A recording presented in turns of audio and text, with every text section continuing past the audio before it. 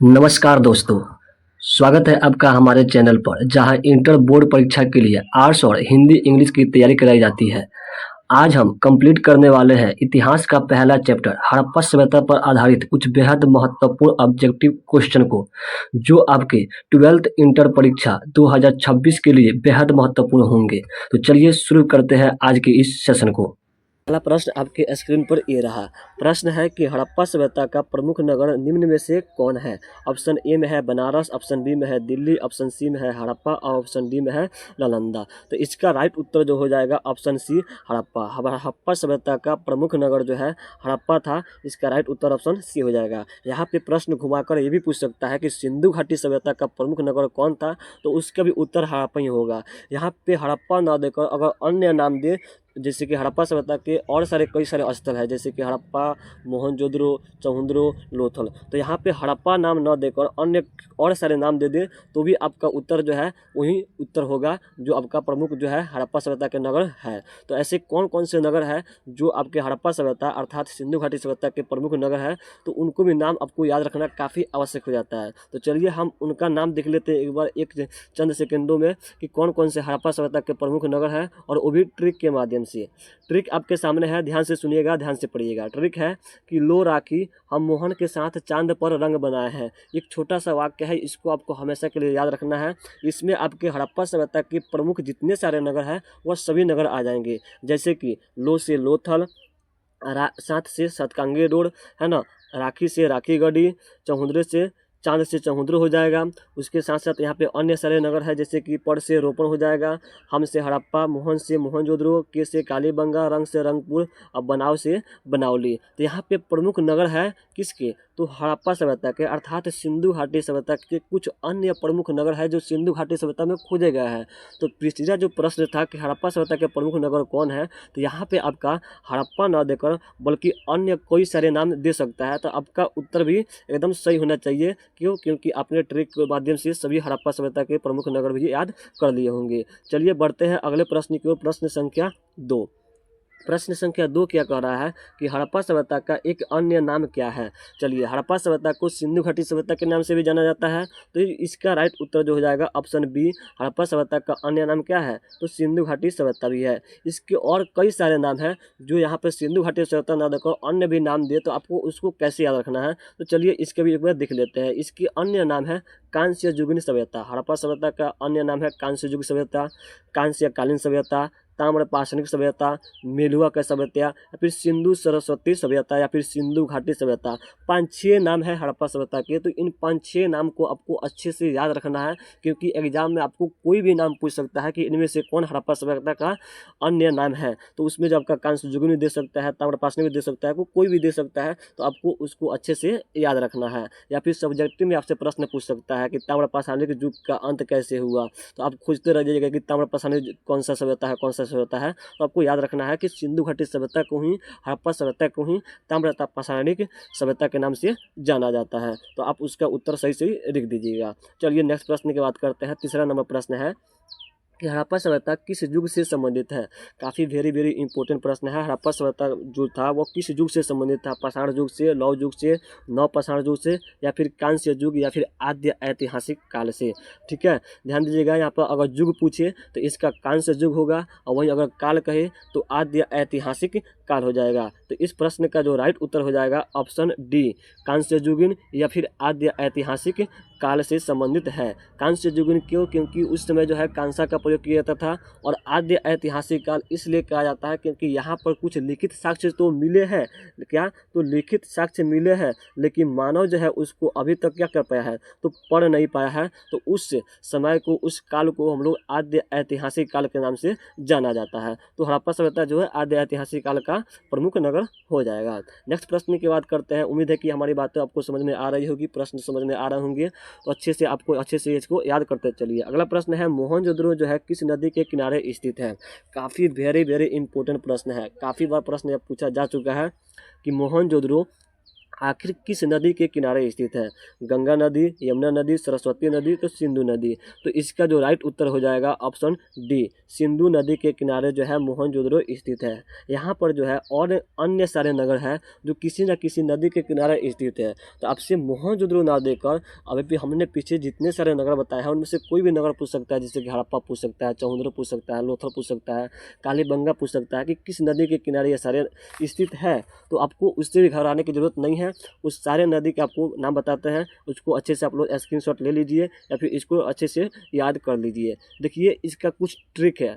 Trick क्या है, ध्यान दीजिएगा। ट्रिक है कि हरा मासी का घर रोपर संत को लोभे। काफ़ी छोटा वाक्य है, काफ़ी मज़ेदार वाक्य है। हरा मासी का घर रोपड़ संत को लोभे। इस वाक्य को अच्छे से याद रखिएगा। इससे जो है आपके जितने सारे प्रमुख नगर हैं वह सभी प्रमुख नगर और किस नदी के किनारे स्थित है अच्छे से याद हो जाएंगे। जैसे कि हड़प्पा से हरा मासी का घर रोपड़ संत को लोभे, तो हरा से याद रखिएगा आपको हड़प्पा, हर से हड़प्पा और रा से रावी नदी। हर से हड़प्पा, रा से रावी नदी। तो आपका हड़प्पा जो हो जाएगा वो रावी नदी के किनारे स्थित हो जाएगा। मासी से याद रखिएगा, मा से मोहनजोदड़ो और सी से सिंधु नदी। तो जो मोहनजोदड़ो है वह सिंधु नदी के किनारे स्थित हो जाएगा। का घर से याद रखिएगा, का से कालीबंगा और घर से याद रखिएगा घग्गर नदी। तो कालीबंगा जो है घग्गर नदी के किनारे स्थित हो जाएगा। रोपण संत से याद रखिएगा, रोपण से रोपण हो जाएगा शहर और संत से सतलज नदी। और लास्ट में है लोभे, तो लो से लोथल और भ से भोगवा नदी के किनारे स्थित हो जाएगा। तो यहाँ पे 5 अन्य शहर है जो 5 अलग अलग शहरों के नदियों के किनारे स्थित है। तो यहाँ से कोई भी प्रश्न आपका बन सकता है। तो इन 5 को शहरों को और उनके किनारे स्थित किस नदी के किनारे स्थित है इनको अच्छे से याद रखिएगा। इस हो सकते इसका एक बार स्क्रीनशॉट याद ले लीजिए, कॉपी में नोट डाउन कर लीजिए, हमेशा हमेशा के लिए इसको याद भी कर लीजिए। नेक्स्ट प्रश्न की बात करते हैं। अगला प्रश्न है, हड़प्पा सभ्यता के लोग किस धातु से अपरिचित थे, मतलब किस धातु को नहीं जानते थे। तो ऑप्शन ए में है तांबा, कांसा, लोहा या फिर सोना। तो यहाँ पे जो है आपको अभी पिछले कुछ ऑब्जेक्टिव प्रश्न ने बताया है कि इसे जो है कांस्य जुगीन सभ्यता भी कहते हैं, ताम्र जुगीन सभ्यता भी कहते हैं, है ना जी। और यहाँ पे तो सोना के आभूषण भी बनाए जाते थे। तो इसका जो राइट उत्तर हो जाएगा ऑप्शन सी। जो हड़प्पा के जो लोग थे, जो सिंधु घाटी के लोग थे, वह सोना को नहीं जानते, सॉरी लोहा को नहीं जानते थे, लोहा से परिचित नहीं थे। तो ऑप्शन सी इसका राइट उत्तर हो जाएगा। अगला प्रश्न है, नृत्य करती बालिका की मूर्ति किस धातु से बनी हुई थी। हड़प्पा की खुदाई में एक नृत्य करती हुई बालिका मतलब एक लड़की की मूर्ति मिली है जो नृत्य कर दिखाई देती है। वह जो है किस धातु की बनी हुई थी। तो ऑप्शन ए में है तांबा, ऑप्शन बी में है कांसा, ऑप्शन सी में है लोहा, ऑप्शन डी में है चांदी। तो इसका जो राइट उत्तर हो जाएगा ऑप्शन बी, कांसा की बनी हुई थी। आपको अच्छे से याद रखना है, जो नृत्य करती बालिका थी उसका जो मूर्ति था वह कांसा का बना हुआ था।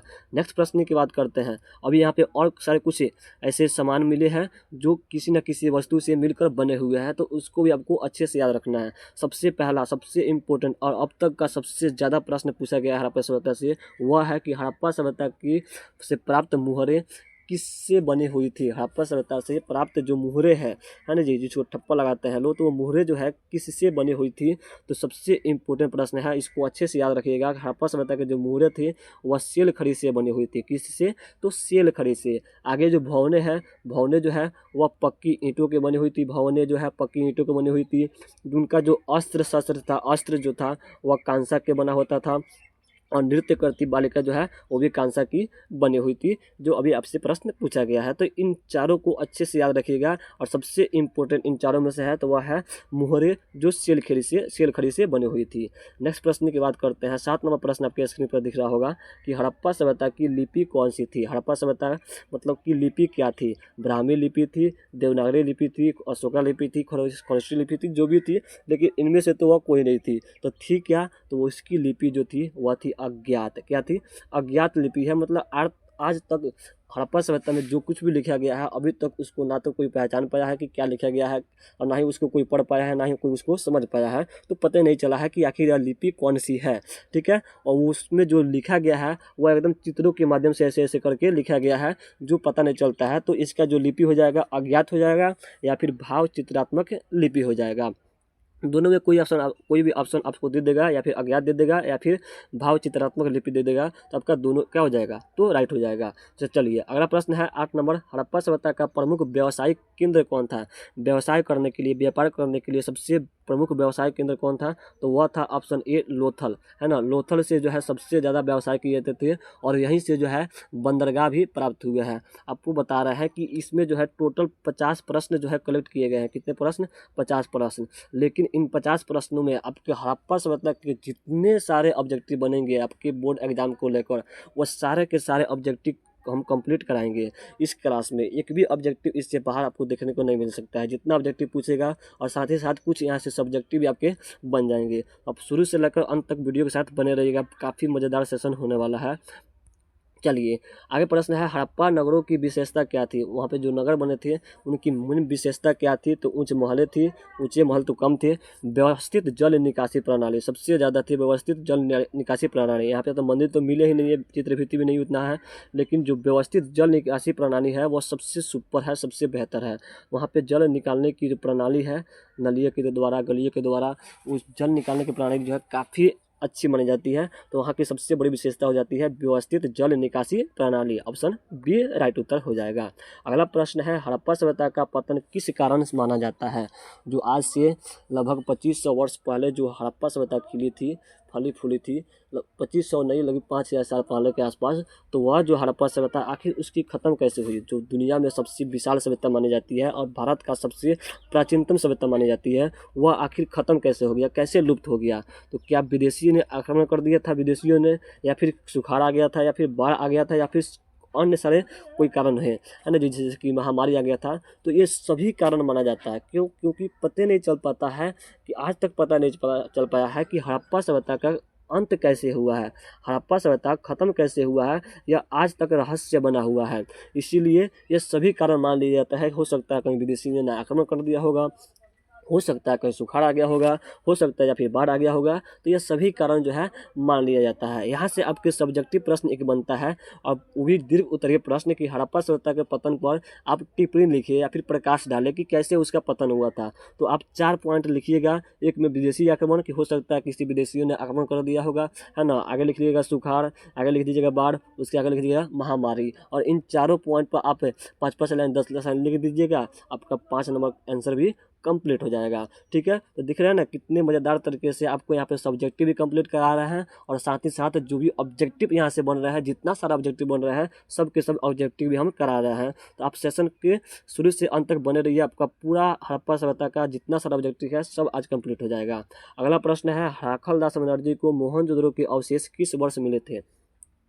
राखल दास बनर्जी को मोहनजोदड़ो के अवशेष, हड़प्पा से सिंधु घाटी सभ्यता से कई सारे स्थल खोजे गए हैं, जिनमें से पहला जो शहर था उसका नाम था हड़प्पा, और इसी के नाम पर जो है उसका नाम जो है पूरा का हड़प्पा सभ्यता पड़ गया। तो हड़प्पा की खोज जो है दयाराम साहनी जो करते हैं 1921 में, और वहीं पे मोहनजोदड़ो की जो खोज करते हैं वह करते हैं राखल दास बनर्जी, जो 1922 में करते हैं। तो यहाँ पे इसका ऑप्शन क्या हो जाएगा? सी राइट उत्तर हो जाएगा। यहाँ पे लिखा गया ही है कि हड़प्पा का खोज दयाराम साहनी करते हैं 1921 में, और मोहनजोदड़ो की खोज जो है राखल दास बनर्जी, इनका नाम शॉर्टकट में RD बनर्जी भी लिखा जाता है कहीं कहीं पे, तो उसको भी आप लोग याद रखिएगा।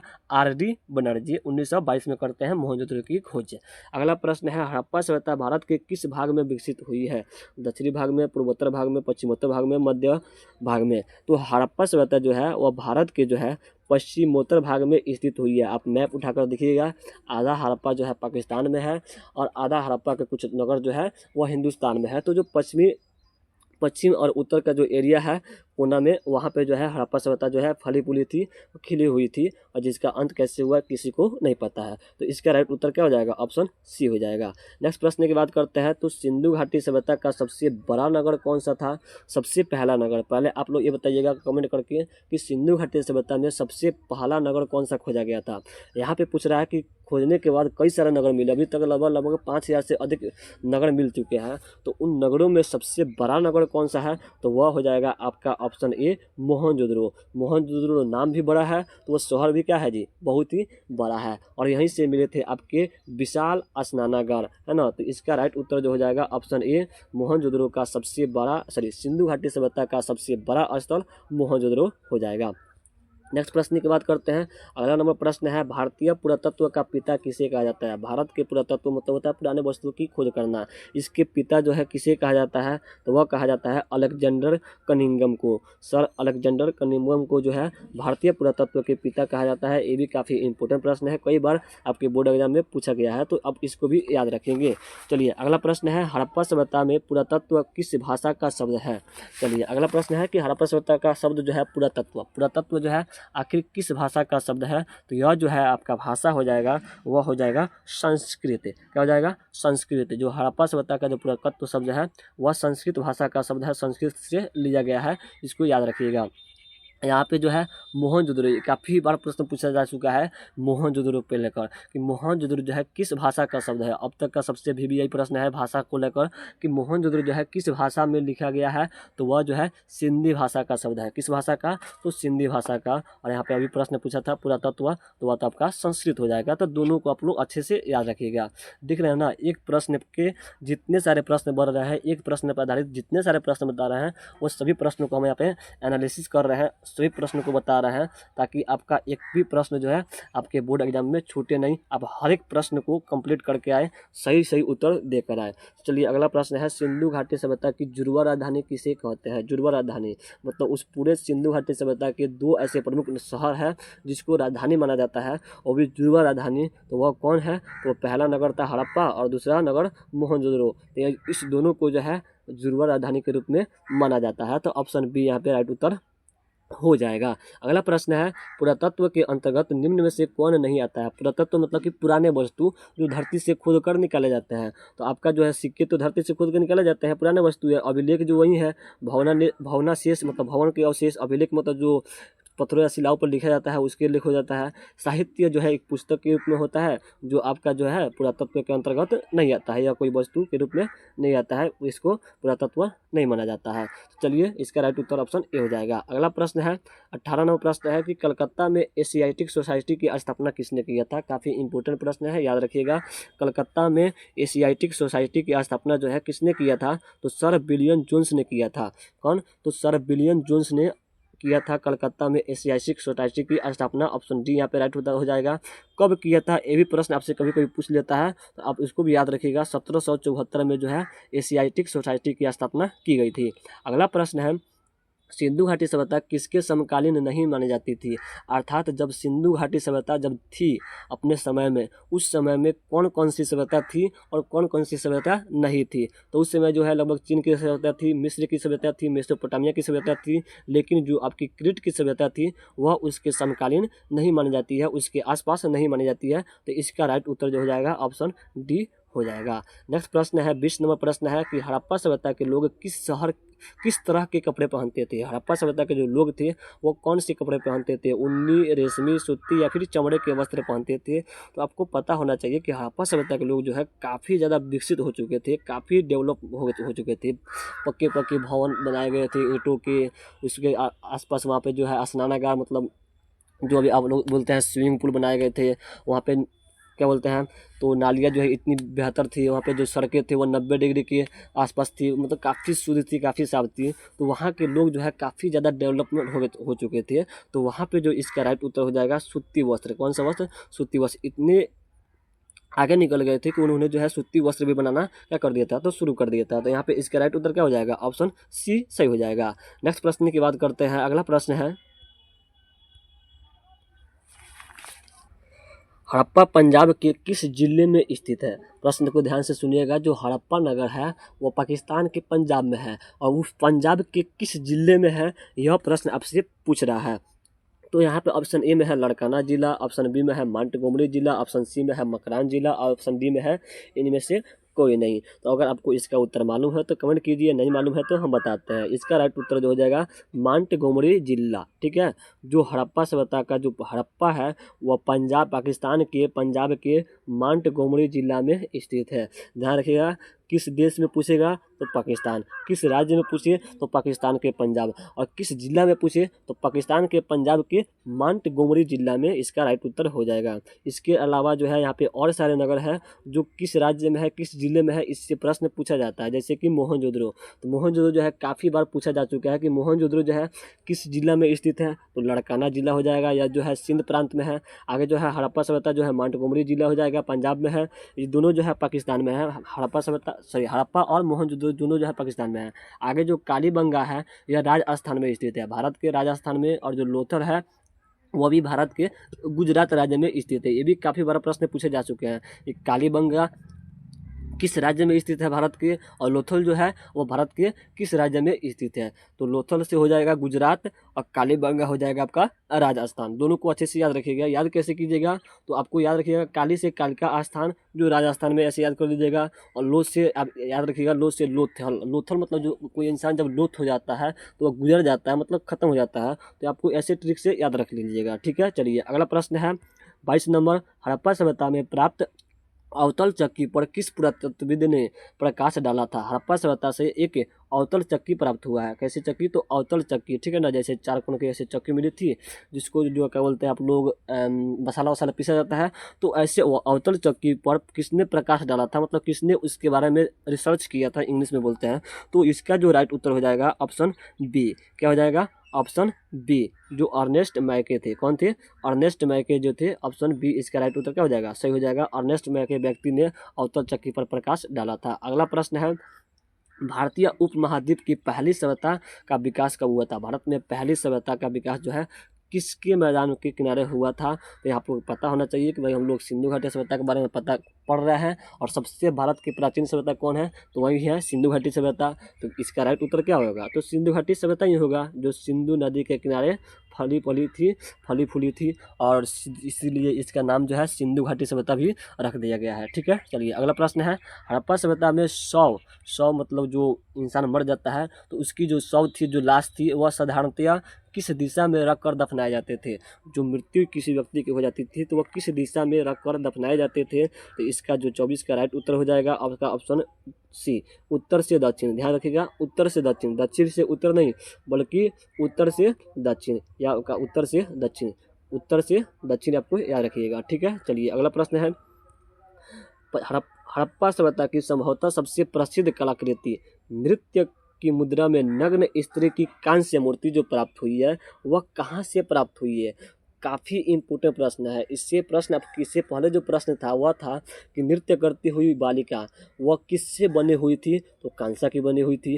अब प्रश्न क्या कर रहा है कि कांसा की तो बनी थी लेकिन कहाँ पे मिली है, हड़प्पा के किस नगर से मिली है। तो इसका राइट उत्तर जो हो जाएगा ऑप्शन ए, मोहनजोदड़ो से मिली है। किससे मिली है, तो मोहनजोदड़ो से मिली है। इसको 100% याद रखिएगा, काफ़ी बार यह प्रश्न पूछा जा चुका है।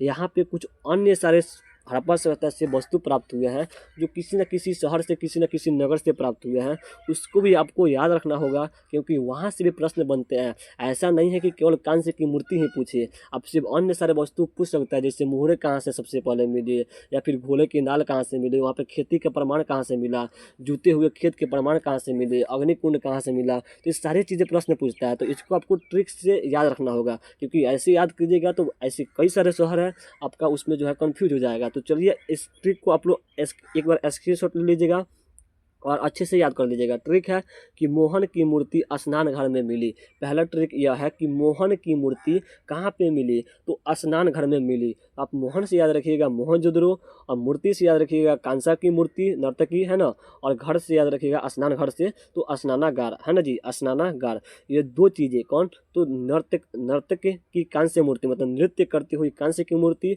और विशाल स्नानागार आपके कहाँ से मिले हैं, तो मोहन की मूर्ति मतलब मोहनजोदड़ो से मिले हुए हैं। अगला जो ट्रिक है वो भी याद रखिएगा।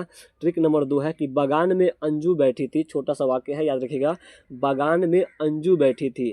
तो बागान से आपका हो जाएगा कालीबंगा। क्या हो जाएगा, कालीबंगा जो है हड़प्पा सभ्यता का एक प्रमुख नगर है। तो वहाँ से क्या क्या मिले हैं, तो वहाँ से मिला है अंजू।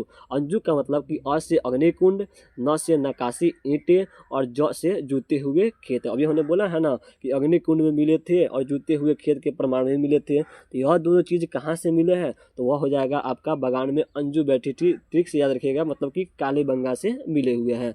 नेक्स्ट जो अगला ट्रिक है, एक बार इसका स्क्रीनशॉट ले लीजिएगा या फिर इसको कॉपी में नोट आउट कर लीजिएगा और याद कर लीजिएगा। ट्रिक है कि मुझे मना कर ले चलो, मुझे मना कर ले चलो। हाँ, म से है ना जी, मना के याद रखिएगा, म से हो जाएगा चहुंदरो और लोथल से, ठीक है। मना के मतलब मन के, ईंट के जो मनके थे वो मनके कहाँ से मिले हैं, तो आपको याद रखना है। चलो से चहुंदरो और ले से लोथल, है ना। लोथल और चहुंदरो से जो है ईंट के मनके मिले हैं, है ना। इससे प्रश्न बनता है कि मनके जो है हड़प्पा सभ्यता के किस स्थल से मिले हुए हैं, तो चहुंदरो से मिले हुए हैं और लोथल से भी मिले हुए हैं। दोनों ऑप्शन देगा तो दोनों टिक कीजिएगा, है ना। और कोई अगर एक ऑप्शन दे तो आप किसी एक को ही टिक कीजिएगा। अगला जो ट्रिक है वह है कि चढ़ लो, चावल के साक्ष्य। चढ़ लो, इसको याद रखिएगा, चावल के साक्ष्य जो है कहाँ कहाँ से मिले हैं, है ना। च से याद जाएगा चावल, र से रंगपुर और लो से लोथल। लोथल और रंगपुर दो ऐसे शहर हैं जहाँ से आपके चावल के साक्ष्य मिले हैं। तो प्रश्न बनता है कि चावल के साक्ष्य जो है कहाँ है, से याद रखिएगा।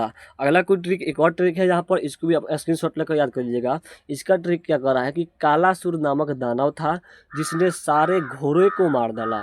याद रखिएगा, नाम याद रखिएगा, कालासुर नामक दानव था जिसने सारे के सारे घोड़े को क्या कर दिया, तो मार दिया। इससे क्या हो जाएगा, कालासुर से याद रखिएगा, ठीक है। का से कालीबंगा, ठीक है। ला से लोथल और सुर से याद रखिएगा शुद्ध कांगेडोर। और घोड़े को मार डाला मतलब कि घोड़े का अस्थि पंजर, घोड़े का अस्थि पंजर जो है वह 3 जगहों से मिले हैं।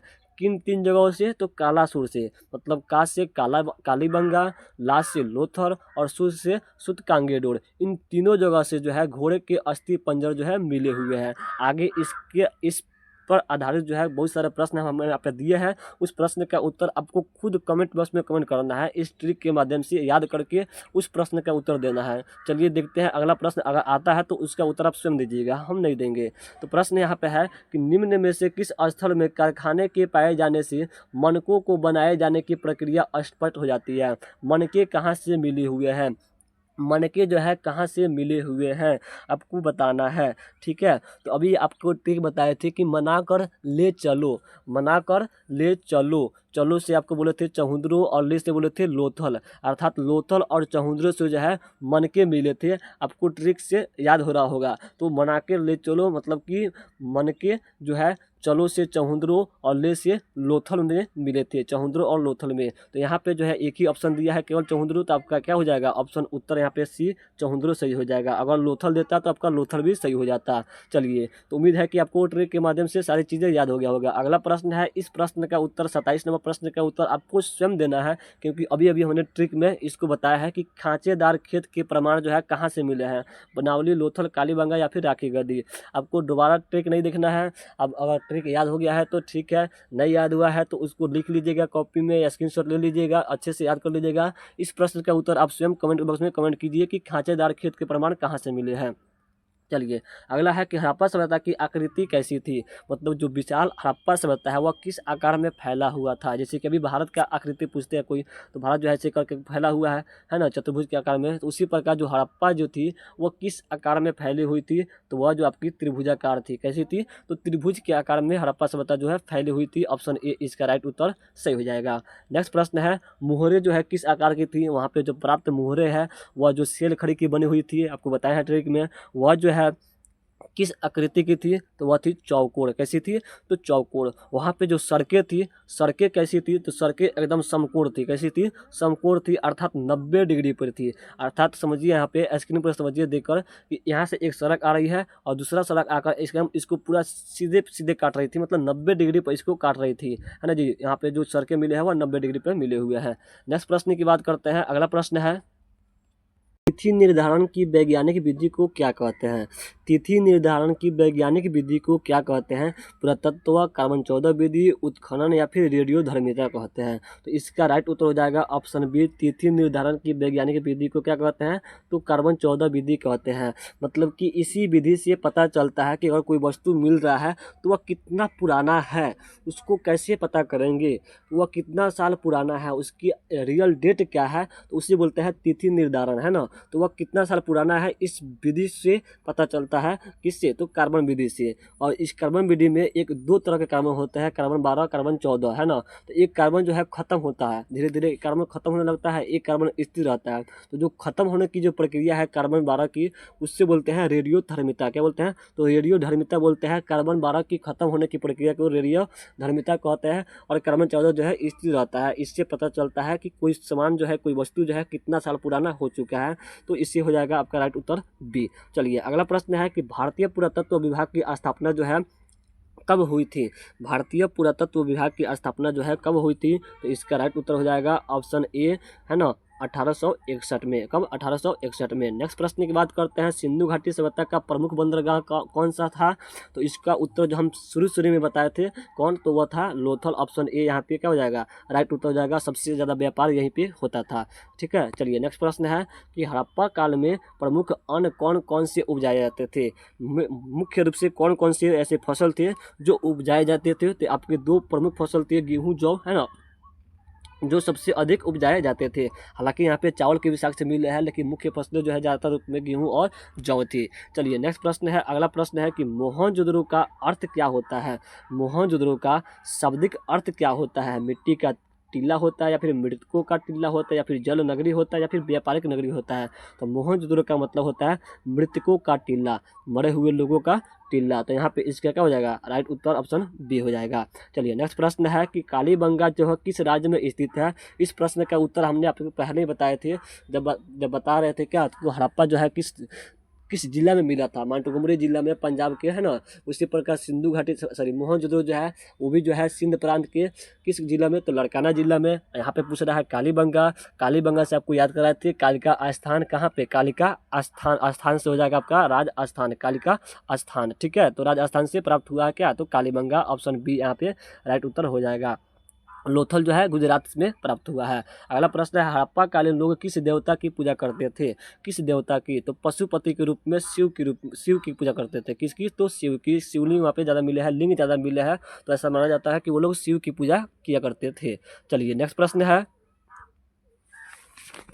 हड़प्पा कालीन लोग किस देवी देवता की पूजा करते थे? तो हो गया है। अगला प्रश्न है कि लोथल में क्या प्रमुख संरचना पाई गई है? लोथल में मुख्य रूप से क्या मिला है? तो हमने पहले ही बताया था कि लोथल जो है सबसे ज़्यादा व्यवसाय करने का साधन था, और यह जो है भारत के गुजरात में राज्य में था। और यहाँ पे जो है क्या मिले थे? तो बंदरगाह मिले थे, मतलब जो क्या बोलते हैं बंदरगाह, जहाँ से पन्य जहाज जो है आता है जाता है, और व्यापार का साधन सबसे मेन कौन था? तो लोथल ही था। तो यहाँ पे इसका राइट उत्तर हो जाएगा क्या? ऑप्शन डी, गोदीबारा और बंदरगाह यहाँ के प्रमुख क्या है? संरचना पाई गई है।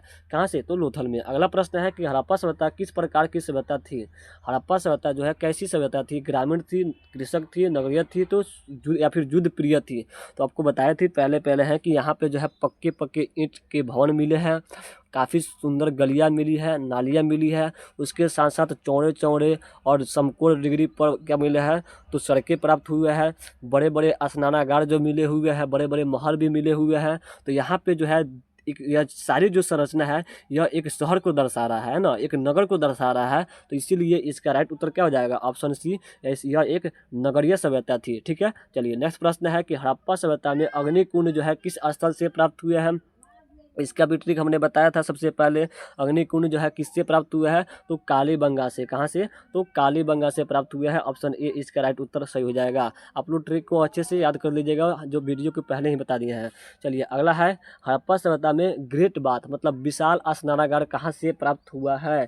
कांस्य की मूर्ति, नृत्य करती हुई कांस्य की मूर्ति और विशाल स्नानागार, काफ़ी ज़्यादा प्रश्न यह पूछा जाता है। तो इसका राइट उत्तर हो जाएगा ऑप्शन बी, विशाल स्नानागार जो है मोहनजोदड़ो से प्राप्त हुआ है।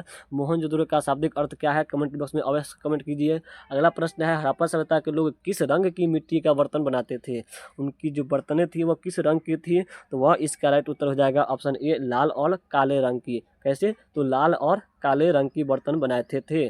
चलिए नेक्स्ट प्रश्न है कि हड़प्पा सभ्यता की मुहरे पर कौन से पशु सामान्यतः अंकित किए गए हैं। अभी तक जो है हड़प्पा सभ्यता से लगभग 5000 के आसपास जो है मुहरे प्राप्त हो चुके हैं, जो किससे बनी हुई थी, तो आपको शुरुआती में बताए थे हमने कि सेल खड़ी से बनी हुई थी। उन सेल खड़ी से बनी मुहरे पर किस चीज़ की फोटो मतलब ज़्यादा दिखी गई है, तो वह हो जाएगा आपका एक सींग वाला गेंडा। हो सकता है कि यह एक सींग वाला गेंडा जो है उनका राष्ट्रीय पशु भी हो सकता है, क्योंकि सबसे ज़्यादा पशु यही मिला है उनके मुहरे पे।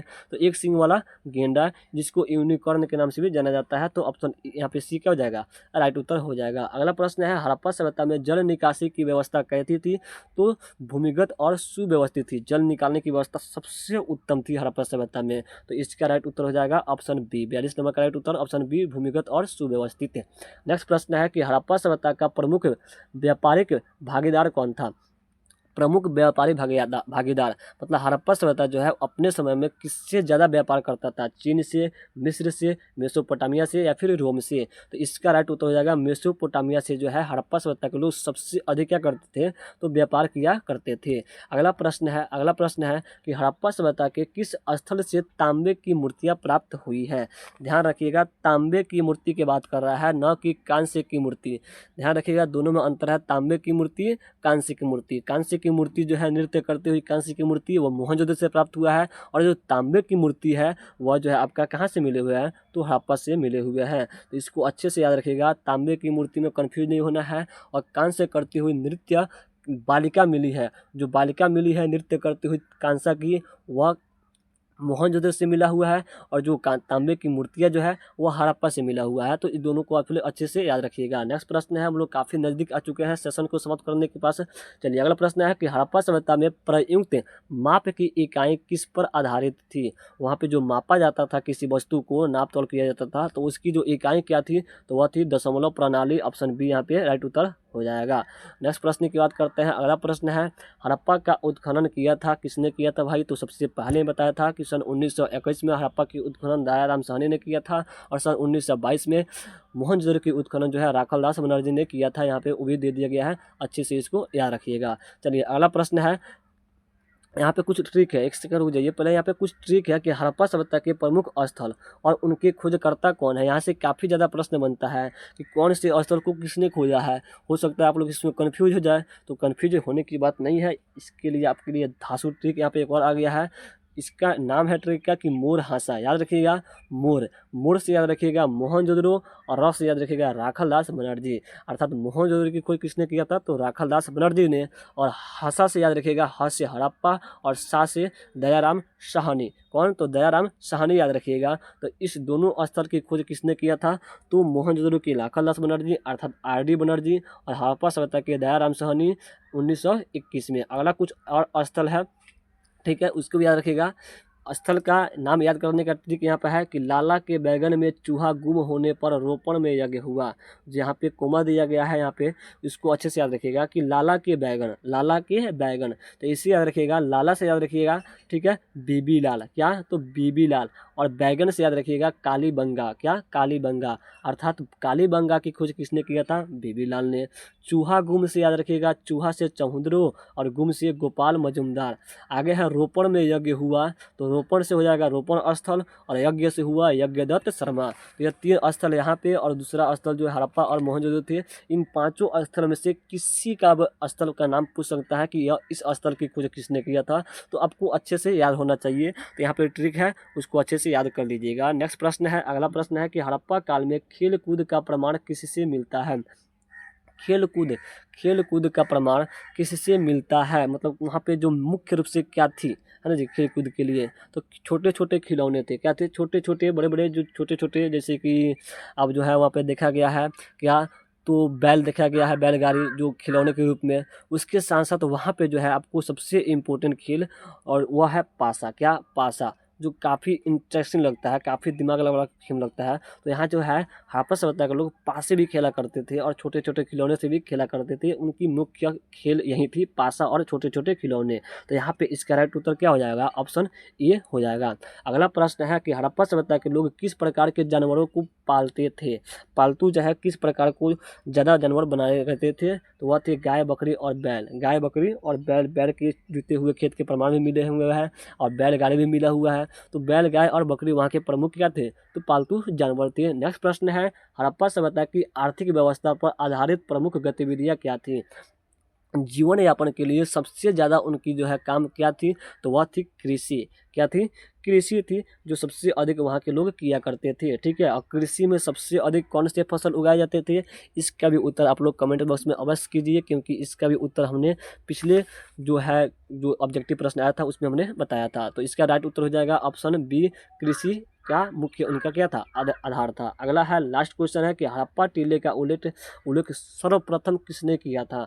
हड़प्पा की खोज सबसे पहले जो है किसने किया था? तो दयाराम साहनी ने 1921 में। लेकिन वहाँ पे जो टीला मिला, सबसे पहले तो वहाँ पे टीला मिला है ना, गुंबद करके, उस गुंबद के उल्लेख जो है सबसे पहले किस व्यक्ति ने किया था?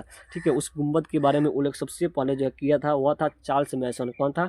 तो चार्ल्स मैसन जो है हड़प्पा टीले का उल्लेख सर्वप्रथम किया था। ये भी काफ़ी इंपॉर्टेंट प्रश्न है। यहाँ पे आपके जो है हड़प्पा सभ्यता की कंप्लीट ऑब्जेक्टिव जो है कंप्लीट हो जाता है। ए टू जेड जितना ऑब्जेक्टिव है वो सब के सब कंप्लीट हो जाता है। इसके बाद आपके लिए 2 होमवर्क है। होमवर्क क्या है? तो आप लोग यहाँ पे स्क्रीन पर देख सकते हैं। इस प्रश्न का उत्तर आपको स्वयं देना है। प्रश्न है कि हड़प्पा सभ्यता की सबसे छोटी खोजी गई बस्ती कौन सी है? हड़प्पा सभ्यता में तो ऐसे बहुत सारे स्थल खोजे गए हैं, जैसे कि हमने शुरू में आपको ट्रिक से बताए थे कि लो राखी हम मोहन के साथ चांद पर रंग बनाया है, उसमें कई सारे स्थल आ गए थे। उन स्थलों में से, है ना जी, ऐसे करके काफ़ी सारे स्थल मिले हैं। उन स्थलों में से सबसे छोटा स्थल कौन सा था? तो इस प्रश्न का उत्तर यहाँ पे ऑप्शन ए में है, लोथल, कालीबंगा, आलमगीरपुर और इसके आगे है धौलावीरा। इन चारों में से सबसे छोटा स्थल कौन सा है? इस प्रश्न का उत्तर आपको कमेंट बॉक्स में कमेंट करना है। दूसरा जो आपके होमवर्क के रूप में है वह है कि हड़प्पा सभ्यता का काल जो है कब से कब तक मानी जाती है? किस ईसा पूर्व से लेकर कितना ईसा पूर्व तक इसका जो काल मानी जाती है? यहाँ पे जो आपके हड़प्पा सभ्यता के कंप्लीट ऑब्जेक्टिव जो है हो जाता है। ए टू जेड ऑब्जेक्टिव आपके कंप्लीट करा दिया है। यहाँ से कुछ सब्जेक्टिव प्रश्न भी कंप्लीट करा दिए हैं और काफ़ी मज़ेदार ट्रिक भी आपको यहाँ पे ऑब्जेक्टिव के रूप में कराए हुए हैं। काफ़ी सुंदर ट्रिक था, काफ़ी इंटरेस्टिंग ट्रिक था, जिससे आपके सारे के सारे हड़प्पा सभ्यता के ऑब्जेक्टिव क्या हो जाते हैं? तो कंप्लीट हो जाते हैं। तो दोस्तों ये थे हड़प्पा सभ्यता के अर्थात ईंट, मनके तथा अस्थियां चैप्टर के सबसे महत्वपूर्ण ऑब्जेक्टिव प्रश्न।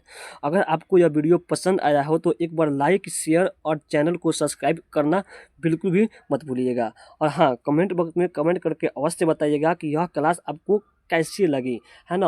और जितने सारे आपको प्रश्न हमने पूछे थे जिसका उत्तर आपको कमेंट बॉक्स में देना था, उस प्रश्न का उत्तर आप कमेंट बॉक्स में अवश्य कमेंट करके बताइएगा। अगला जो है क्लास जो है किस चैप्टर पर चाहिए ये भी आप कमेंट करके अवश्य बताइए। मिलते हैं किसी और चैप्टर के साथ और मज़ेदार ट्रिक के साथ और सभी ऑब्जेक्टिव के साथ। तब तक के लिए जय हिंद, धन्यवाद।